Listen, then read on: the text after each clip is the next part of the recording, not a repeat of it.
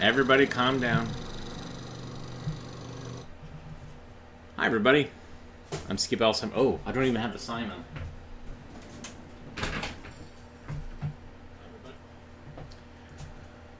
Woo! I'm all discombobulated. We got back late last night, driving straight from Bloomington, Indiana, where the Century of 16 millimeter conference took place. And I said I was going to take pictures, and I didn't. Because I was in a car accident en route, I was all a little discombobulated. It might be why I'm discombobulated now. I'm fine, but it just threw off everything a day, and there was a lot of scrambling and setting up equipment and rental cars and all that stuff. So, but I do have this to show. This last Friday, I did a presentation about AV Geeks and about who I am and how we got here and where we're going. And then I did a 16 millimeter screening at a reception. And Matthew May, who you might know as Zymayman, and he told me, and I'm still messing it up, came to my presentation. And you can see I'm wearing a 16 millimeter jersey, and I have a headband, which makes it look like I have a weird toupee. But anyways, he showed up. He drove 2 hours. So thank you. He also hung out with Katrina, who came with me and met a lot of my peers. And it was a great conference, and the most exciting thing, there was a lot of exciting things going on, but the most exciting thing was that there were at the final reception, Katrina and I went up to these two South Korean gentlemen who work at the South Korean Film Archive, and we kind of introduced ourselves, and their panel was before mine, so I didn't get a chance to see it because I was getting like schlepping equipment and all this stuff. But anyways, I gave them my card, and one of them looked at it and said, "Oh yes, AV Geeks, I'm subscribed to your YouTube channel." And that was the most exciting part of that conference. There was a lot of great stuff, seeing a lot of friends and meeting new people, but finding out that you're introducing yourself to strangers and they're like, "Oh, I know who you are." In South Korea. So exciting. Anyways, I am back until Thursday, and then I fly to Austin, Texas, for Fantastic Fest and assorted stuff. But we will be live and showing you films. It'll be great. So behind me, I have a film scanner, and I don't even know if this is working because I decabled something. And the crazy thing is, I recorded a show that I can't find now. I don't know where it went. Let me see what the name of this film is. So I might have to like re-record it. I'm walking around now. What is the name of this film? Again, all discombobulated. An End to the Darkness, I think is what it is. Or An End to Darkness. We'll see. All right. Hopefully this is going to work. Enjoy.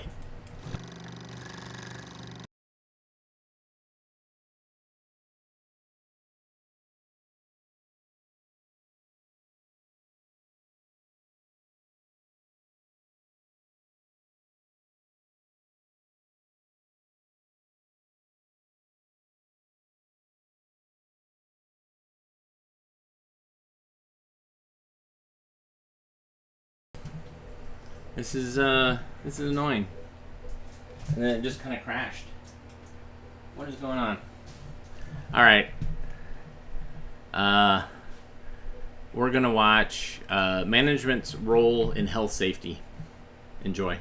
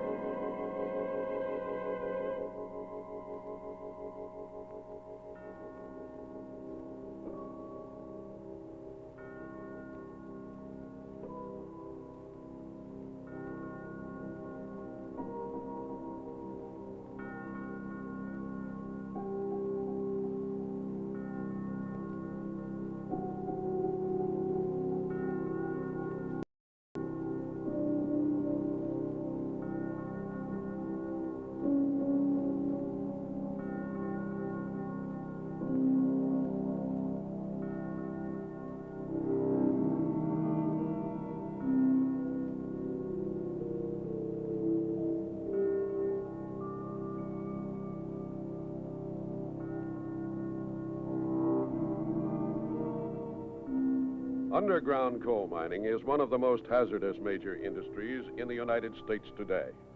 Over the past 20 years, more than 6,000 mine workers have been killed in our mines.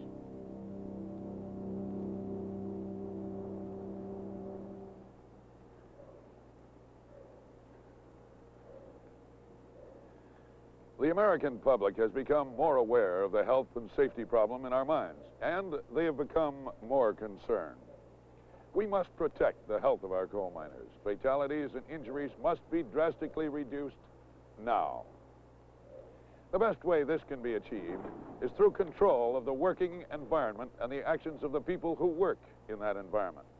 Now, only management can implement such controls. That is why, primarily, safety must start with top management.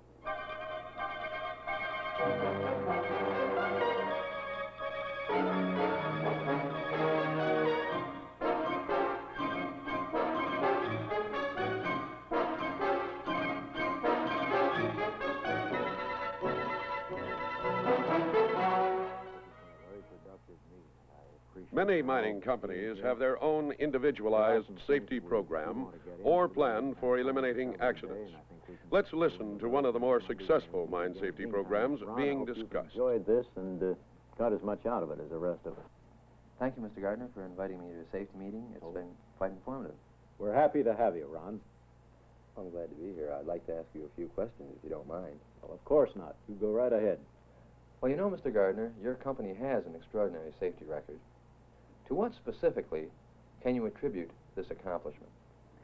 There's probably no one specific thing to which I can credit our low injury record. I can say that above everything else, safety is our first consideration. That's our corporation's philosophy, our way of life. What is the most significant feature of your safety program? The essence of our program is that health and safety are built into our whole mining operation, from the planning of facility construction through the mining and preparation of coal. Do your health and safety programs ever cost more than profits will permit? No, not in the long run. Possibly the initial cost of building an extensive, all-encompassing safety program will be high, but we feel that since a man's safety and well-being are directly related to his productive capacity, an investment in safety is a definite investment in the future, our company's future, as well as the workers. We can understand that with continually rising costs, such as insurance and compensation, any preventive measures you take now will certainly pay dividends in the future. But can you give us some idea how a proven, practical mine safety plan works? Our people have developed a basic safety program that's been highly effective for us in reducing accidents. Over the years, we've modified and improved the plan according to actual mining experience and needs. We know that it's fundamentally sound, and it can be highly useful to many mining companies who wish to set up a new safety program or improve or reinforce or supplement an existing one. The supervisors. Safety cannot be delegated. It's the foreman. Since the foreman is the key man in production, he should be the key man. The general precept behind the safety program presented is that line management is directly accountable for safety performance. To provide each miner with a self-rescuing device to be worn on your belt or to be close. The program had to include the means of increasing safety knowledge and skills, effective accident prevention tools, and training provided by top management accomplished this and enabled line management to translate the paper safety programs into programs of action. Three separate parts. We have the sensing head, the detecting unit, and the battery pack or the power unit. Three important factors were recognized in the development of this safety program. The first was that greater emphasis would be placed upon the analysis and interpretation of safety statistics, records, accident occurrences, and investigations. The second factor was that various safety activities would be conducted and recorded. Some of these activities were individual safety contacts, where once a week, foremen would personally talk with individual workmen on the job, discuss with them the hazards involved and precautions to be taken, convey changes in operating procedures, and evaluate the individual's job knowledge. We check for methane, for spoiler, and our safety lights. Another activity was safety observations, where foremen are directly responsible for observing and evaluating each employee's work at least twice a month to detect potential accident causes, reveal problem jobs and conditions, and to evaluate educational efforts. Well, as you know, the importance of Other activities were safety meetings conducted once a week by foremen with their crews. properly, so this is a very important job. In addition to the normal observations, planned monthly tool and equipment inspections were made by the foreman. Defective tools were then immediately repaired or replaced.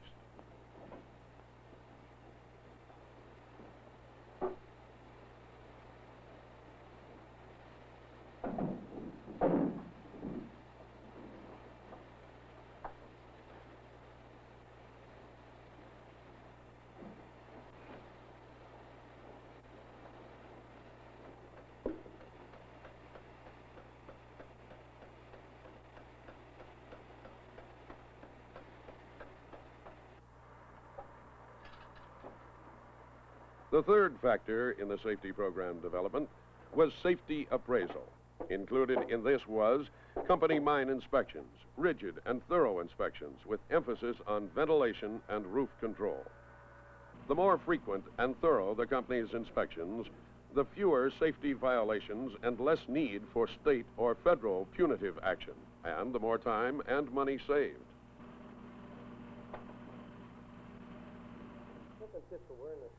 Also included in this appraisal was the reporting of all safety violations from company, state, and federal inspections, covering the number and type of formal reprimands assessed employees, and the evaluating and reporting of employees' safety performance as reflected by the frequency and severity of mine injuries.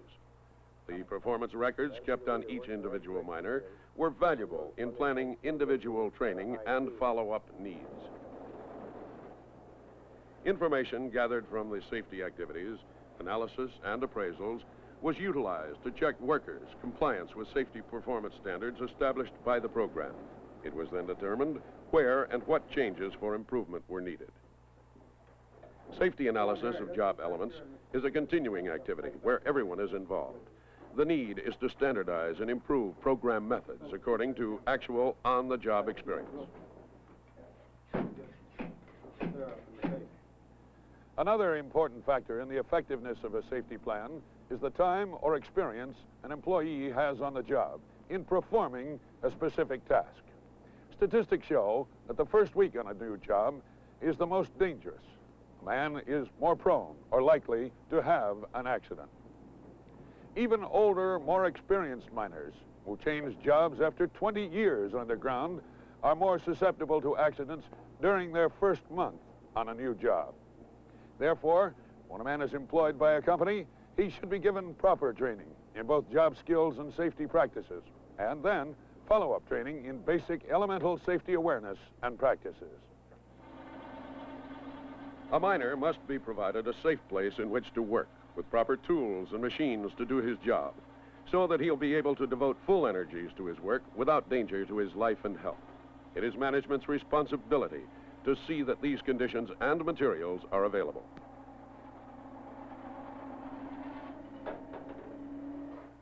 Morning, Andy. How are you today? Good morning, Jim. Fine, thank you. How's yourself? Oh, I'm just fine. It's a nice-looking stock in your building there, It is also the responsibility of managers and supervisors to take every opportunity to praise or commend employees for their efforts to do their work safely. All right. Well, I'll see you a little later then. You be careful. Okay.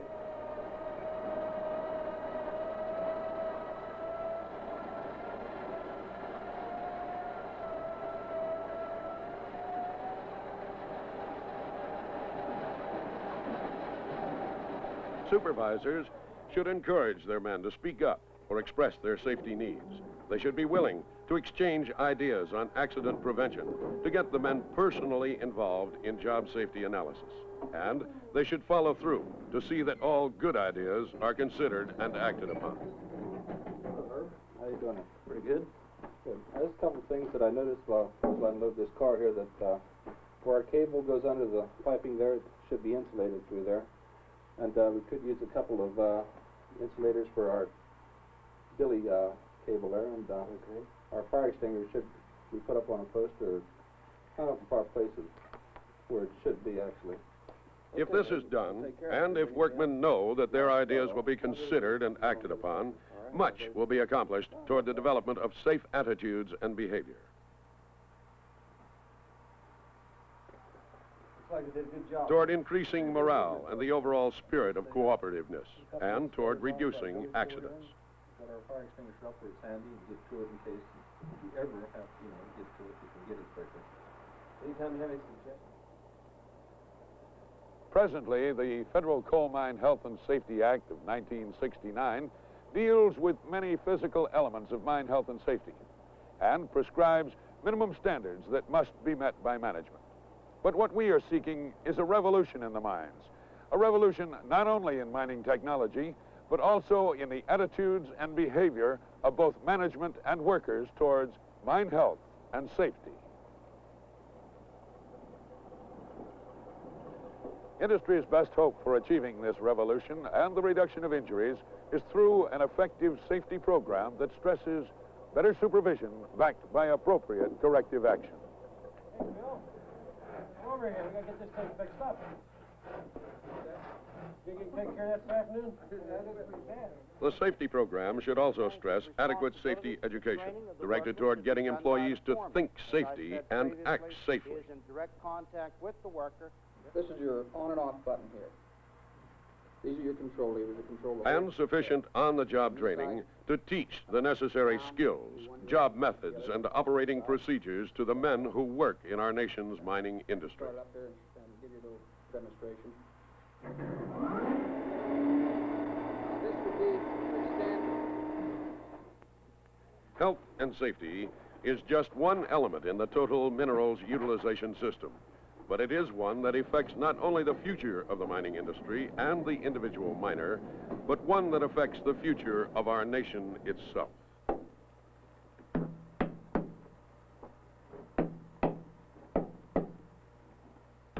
The coal mine must be made a safe and healthy place in which to work. And the miners must be trained to work there in a safe manner. These are management's primary roles in health and safety, roles no manager can afford to ignore. Ron, I hope you found this as productive and as enjoyable as we have talking to you. If you have any questions at any time, do give us a call. And I guess that's it. Unless anyone has questions, let's call the meeting until next Monday again. Thanks, gentlemen, very much. It's nice to have you with us. Thank you, Mr. Evans. Thank you.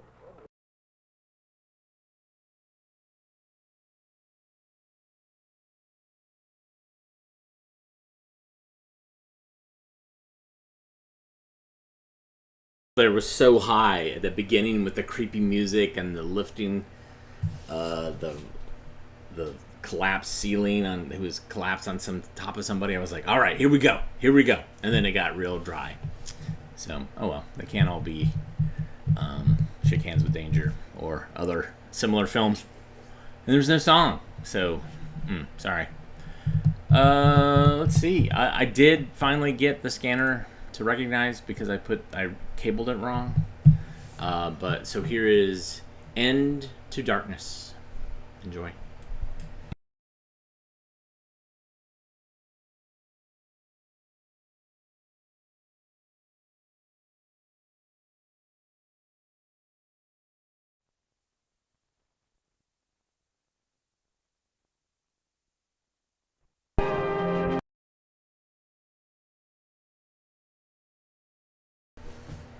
What is going on? Alright, here we go.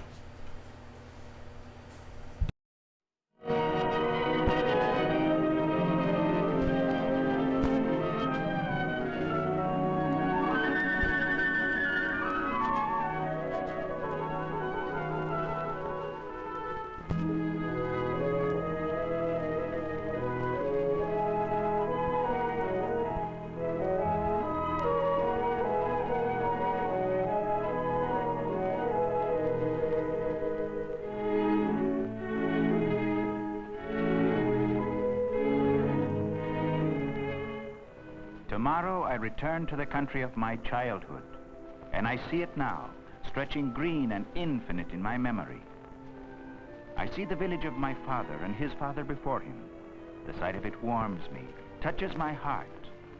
Time changes but little my land and its people. They follow the old ways in all things they do.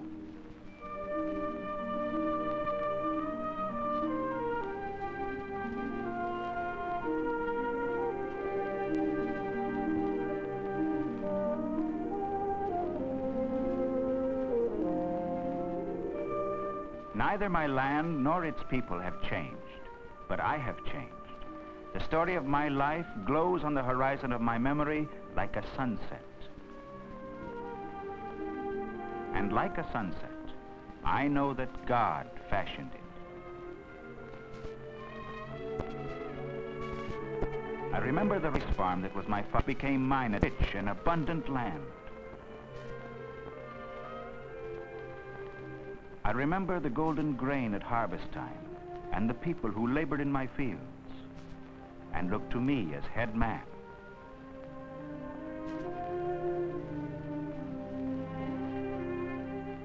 No, I shall never forget the pride that was mine in those days. More pride than a young man should allow in his heart.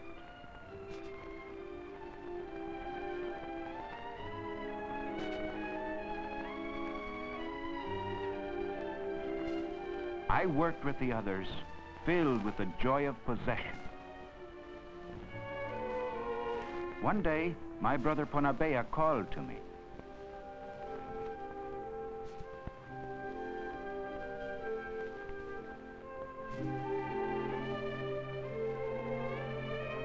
I felt toward this crippled boy all the love that a father knows for his son.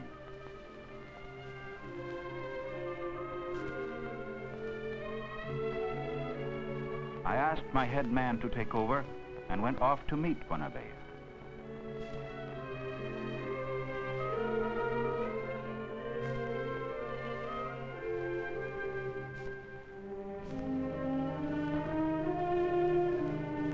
On the way to the village, we passed my storage compound, and there I paused to let the rice run through my fingers like flakes of gold.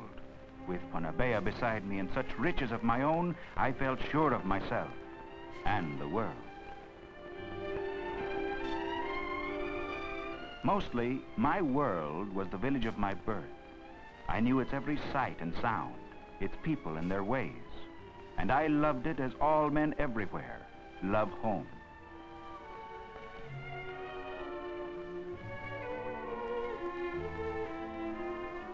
The village fortune teller could always be found reading a man's future, and we stood in awe of him. My people to this day live in dread of the unknown, afraid of spirits and dark forces. The sound of music drew us away. There was a band of musicians in the village, and a pair of leopard dancers were performing.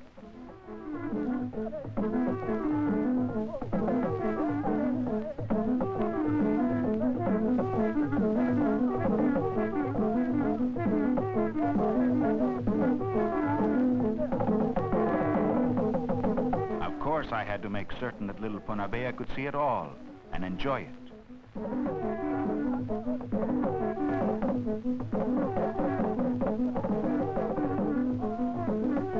The old songs had come down to us across the span of generations, and they lifted us. For there was laughter in the ivory trumpet and magic in the rhythms, and they gave life to our feet and wings to our spirits.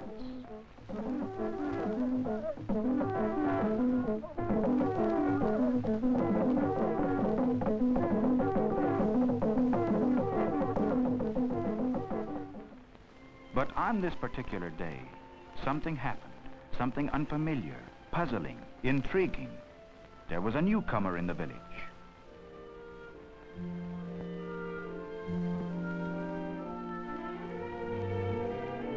We watched him from a distance, thinking at first that here was another fortune teller or performer. But suddenly, he pointed to the strange symbols that meant the fruit in my hand, and I began to understand that this man was teaching the magic of words. Ponabea soon grew bored and said, "Let's go." But I wanted to know more and decided to join the others.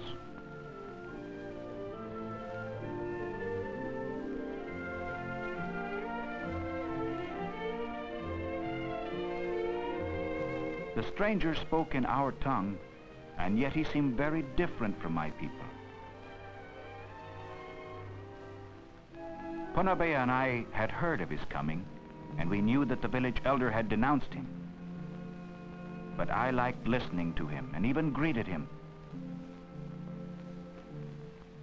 Suddenly, I heard the village elder, and his voice was heavy with the anger in it. He called out against the stranger and ordered us to leave him. He shouted that this word magic would anger the spirit of darkness and bring disaster to our village.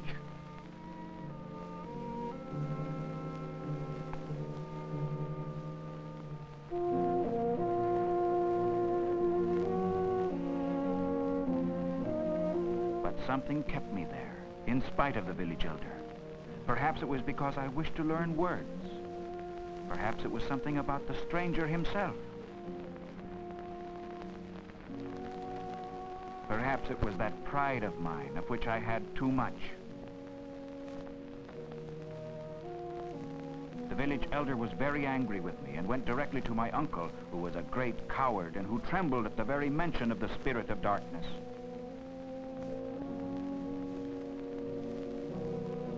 When the village elder saw me, he unleashed a storm of angry words. I confess I was frightened, believing that the spirit of darkness would be angry and bring disaster down upon my head. And yet, I found myself writing a word in the earth, the first word I ever wrote. And to myself I said, I will return to see the stranger, for I would learn more of words and their meanings. The spirit of darkness was forgotten in my mind, now that I had seen a ray of light.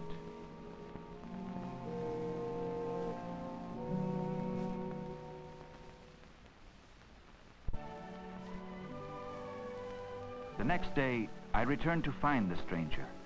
He no longer taught my people the magic of words, for they were so frightened of the village elder and his threats that all avoided him. I felt so sure of myself, so filled with pride, that it did not matter to me that we could be seen.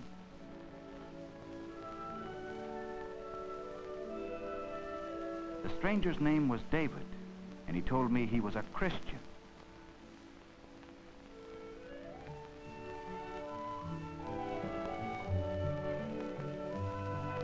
He read from a book called the Bible, and the words were in our tongue so that I could understand their meaning. He read of what Jesus said about pride, and I found the word strange and even troubling.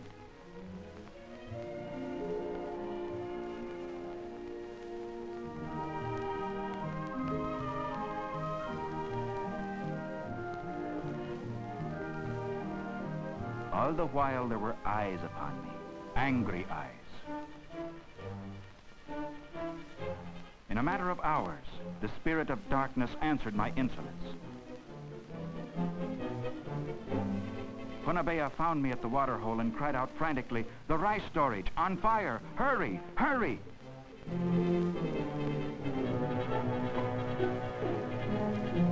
All was lost. I knew it from the moment I reached the storage compound, but I struggled to save at least some of the precious rice.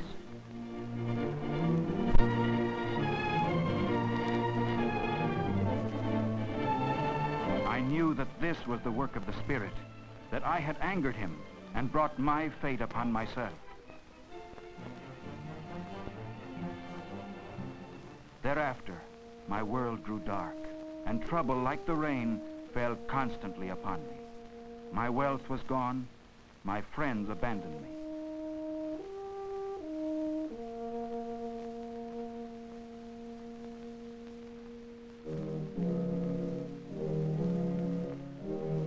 Worst of all, Ponabea grew sick, very sick, and even the skill and tenderness of my oldest sister could do nothing to restore his strength.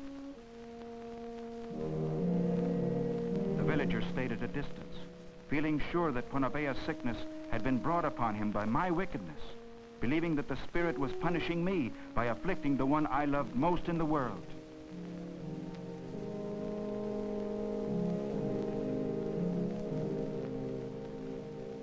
I felt I had to do something to help my brother.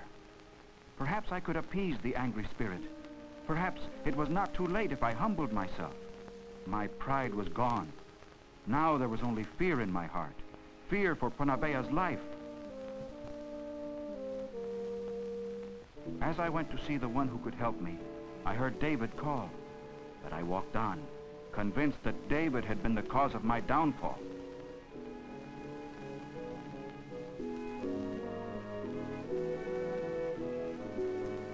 The village elder spoke angrily, told me that the spirit of darkness had been infuriated by my insolence, and that because of me, the whole village might bear his curse.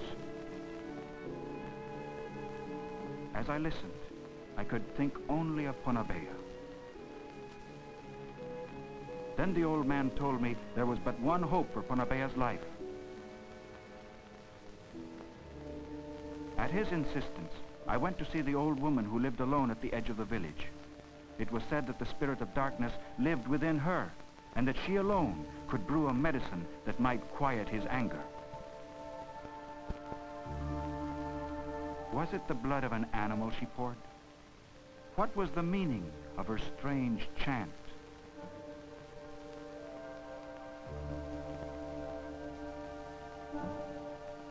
I could feel the spirit of darkness hovering about us. I could feel him looking into my heart, weighing my fate, holding Punabea's life in his hands. I stood in terror of this woman, afraid to remain, afraid to move.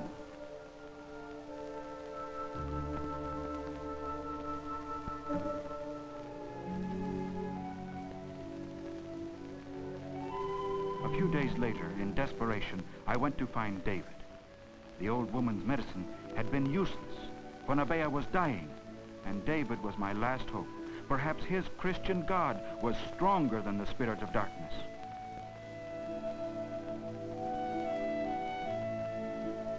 He spoke kindly to me, told me that at a place called the Mission, all men who were sick or troubled could find help. He said this place is 4 days' walk from the village. I was crushed. How could I alone take Punabea such a distance through the bush? David called out, "Don't despair. I will go with you." I couldn't understand why he should be willing to suffer for me. But David said, "I am a Christian, and I will help."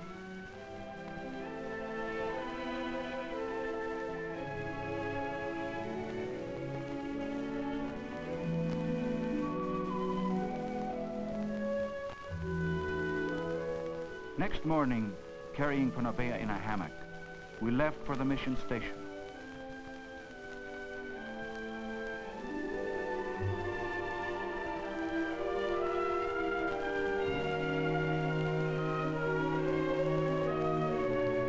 By noon of the first day, I was hot and tired, and my throat was burning with thirst.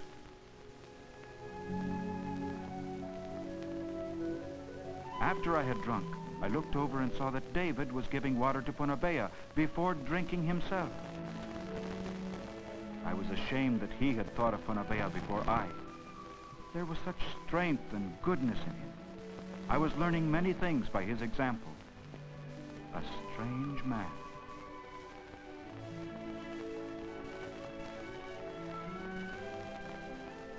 The next day we struggled on, our bodies aching, the sun beating upon us, and tormented by Punabea's feverish cries.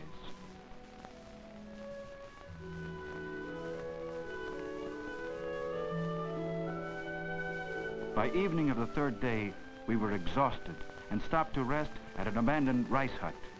My body and my spirit were broken, and when I looked at Punabea, I knew that he could not live long. Everything seemed futile, everything in the world. Sensing my despair, David began to talk. He spoke quietly, and his words were strong with faith. He told me that God had made the world, and knew of all things in it, and that God was good. And as he spoke, he opened my eyes, my heart, to the goodness and the beauty of the world.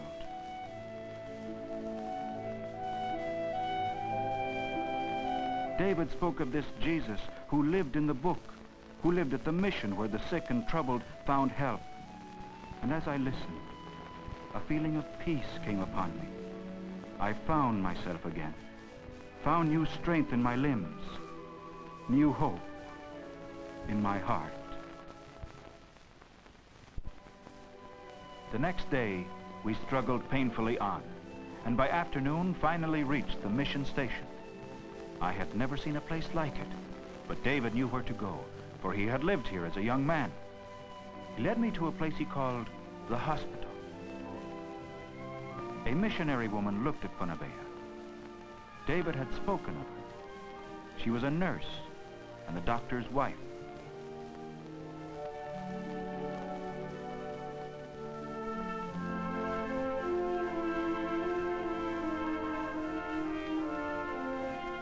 She sent a man to bring the doctor who was treating someone at the mission sawmill.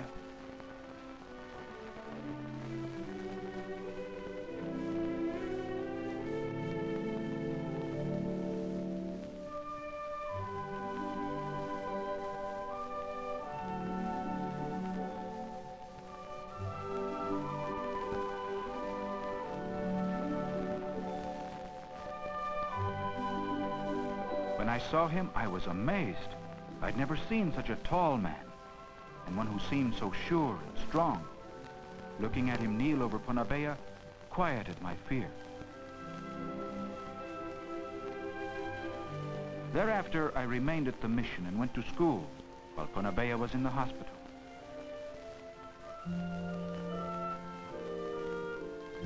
I made many friends.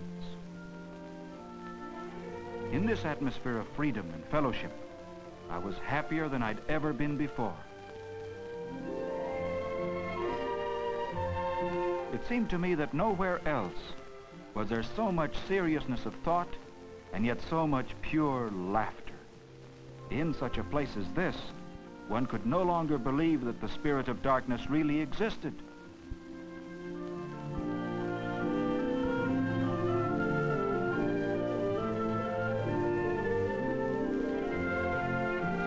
My eagerness to learn had impressed my teachers, and it gratified me when they said I was a fine student. Yes, I discovered a new person, a better one than I had known.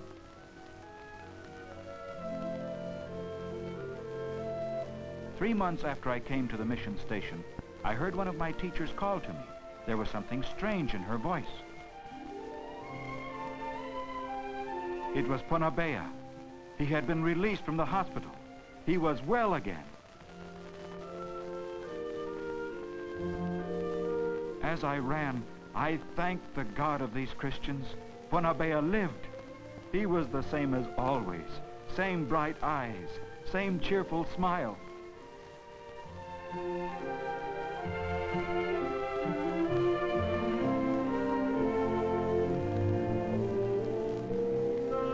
Everyone felt glad at the sight of him.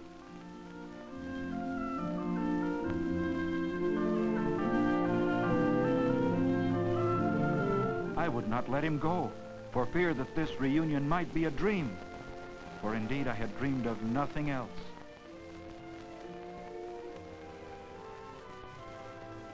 By the end of my first year at the mission station, I had discovered myself in the eyes of God. I had felt myself growing in the nurture and admonition of the Lord as I studied the Bible, as I lived in fellowship with the students and missionaries, as my mind and spirit were opened through education and religious experience.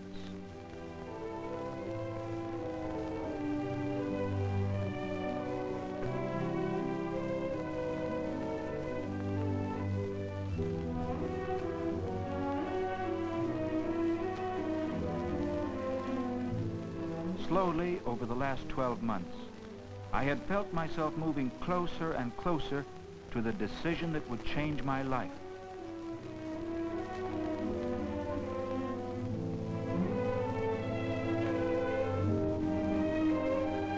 On that memorable Sunday morning, I knelt solemnly with my fellows at the altar to dedicate myself in the service of the Lord. At this great moment, in the presence of Ponabea and my friends, I thank God that he had found me. I prayed that I might be a true follower of Christ. At that time, I did not know what this dedication would mean, but one day, in a distant place, I learned.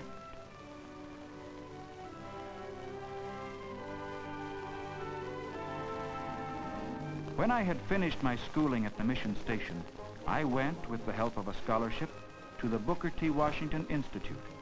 Here I received training for 2 years, so that my hands would have mechanical skill, so that I could one day contribute to the building of a new Africa, a modern Africa, free of want and fear, an Africa built with skill and vision on a Christian foundation. Later, I went to Monrovia, coastal city and capital of Liberia.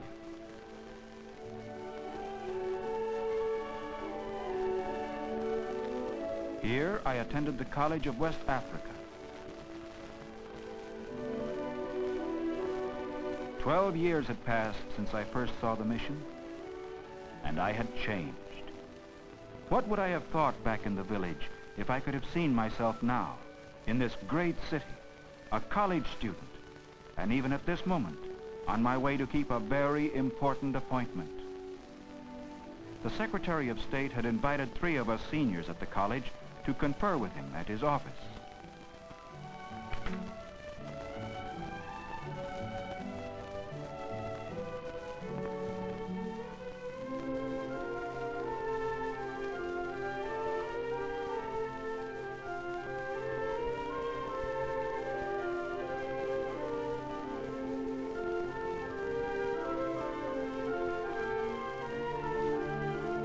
He told us that we had been selected as the outstanding students at our institution, and that the government was prepared to offer us careers upon graduation. He said that this would be a rare opportunity for each of us to serve the country and to make important names for ourselves. I knew this was a great opportunity, and I was excited with the prospect of the future.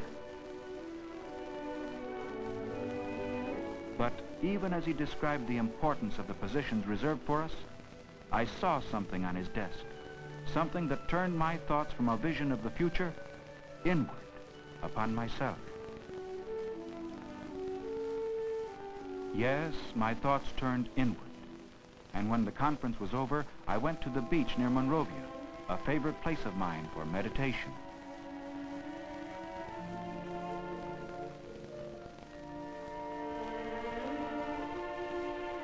Though I had been here many times, the sight of the sea still moved me as no other sight I knew. Somehow, it made God seem nearer.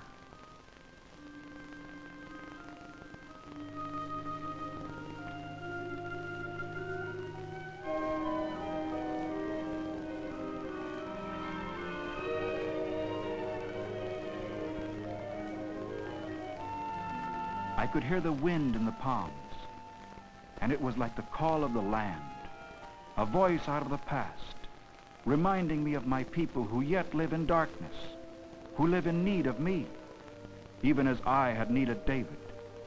I remembered the prayer I said at my dedication, my promise to the Lord.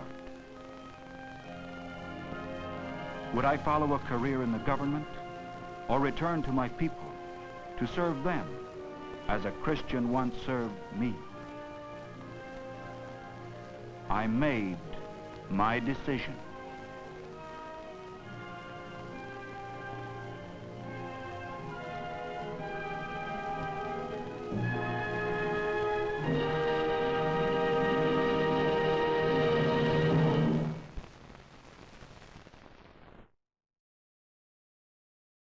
Then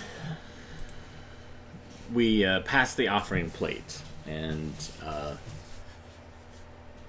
get whatever church, Methodist church, to hopefully commit some of their funds to missionary work in that part of the country. That is what this film was made for, to talk about the glory of Christian missionary work in taming savages, getting them to turn away from their savage religions and voodoo beliefs, and adopting the Western view of religion and of how to live. And because we're so good at it here, we're so good at doing religion and living a life of modern convenience. Anyways, yeah, I don't endorse obviously that film, but it is an interesting little look to that time period. And for some reason, the software on the scanner crapped out, so I made do. Anyways, thanks for tuning in today. Someone gave me $20, and it went away before I could see who did it. So thank you to whoever that person was. They did it via the super thanks button. Let's see. I'll be back again tomorrow. And I will have more coffee in my system. I think I didn't have enough coffee today. I'm all whacked, like weird. So, anyways, I'll be back better tomorrow. But I am back, and thank you for watching, even though we weren't live. Thank you for all your kind words regarding the accident. Yeah, we will see you tomorrow, same time. All right, take care, everyone. Bye.